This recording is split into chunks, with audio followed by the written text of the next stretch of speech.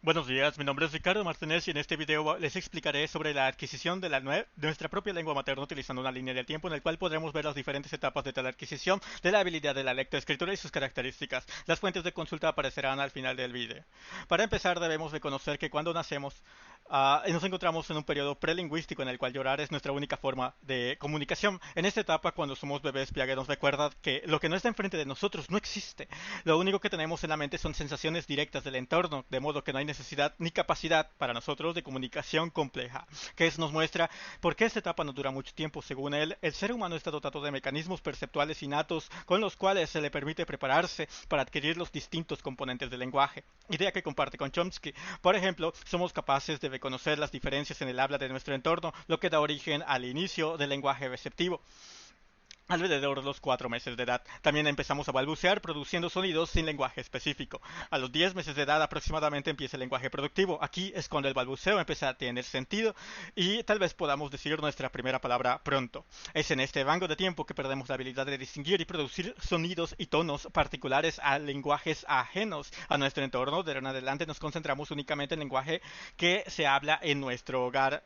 El lenguaje productivo nos lleva directo a la etapa de una palabra, a la que nuestras interacciones son usualmente de una palabra y un gesto, como señalar y decir galleta, para comunicar toda la frase quiero una galleta. A pesar de esta limitación, nuestro lenguaje receptivo es mucho más avanzado y podemos entender frases complejas de las que podemos producir. Además, en palabras de Brederdon y Snyder, el niño pasa de su primera palabra a darse cuenta que todo tiene nombre, lo cual culmina en un aumento de la capacidad de aprender más vocabulario que a los 18 meses de edad, subir de una palabra a la semana a una palabra al día.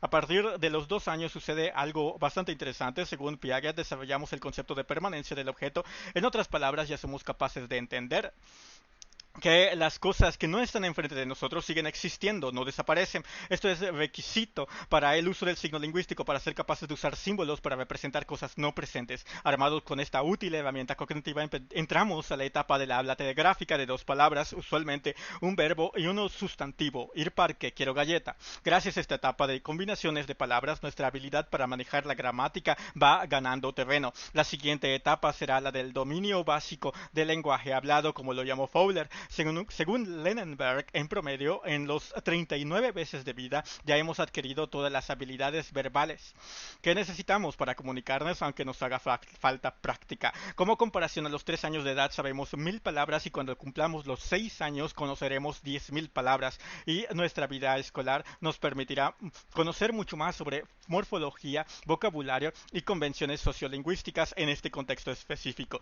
Finalmente, el periodo crítico es el intervalo de tiempo en el que estamos biológicamente predispuestos para el aprendizaje de la lengua materna, que según Lenenberg empieza desde que nacemos y termina aproximadamente a los 12 años, cuando se lateralizan nuestras funciones cerebrales. Es sumamente importante la adquisición de la lengua materna y solo en este periodo crítico, el único intervalo de tiempo donde esto es posible.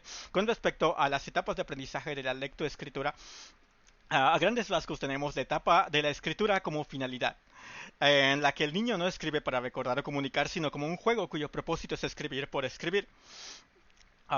En esta etapa el niño usa garabatos y dibujos como precursores del lenguaje escrito, según Vygotsky, que aún no domina por no relacionar escritura como auxiliar, como un instrumento para lograr algo. Durante la transición para la adquisición de esta habilidad, el niño usualmente ve la escritura como una representación de la lengua hablada, de modo que en su mente debe traducir la palabra escrita en palabra hablada antes de poder descifrar el significado. Finalmente, la habilidad de la lectoescritura es adquirida cuando el niño la ve como un instrumento a través del cual eh, puede representar a través del signo escrito ideas sin pasar por la lengua hablada como traducción.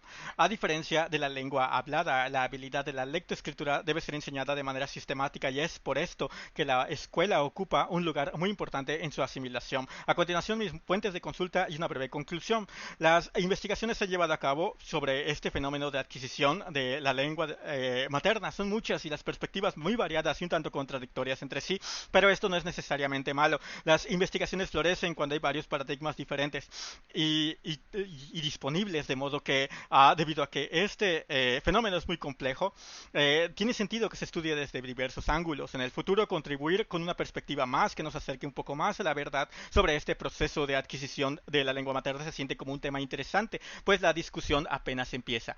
Muchas gracias por su atención.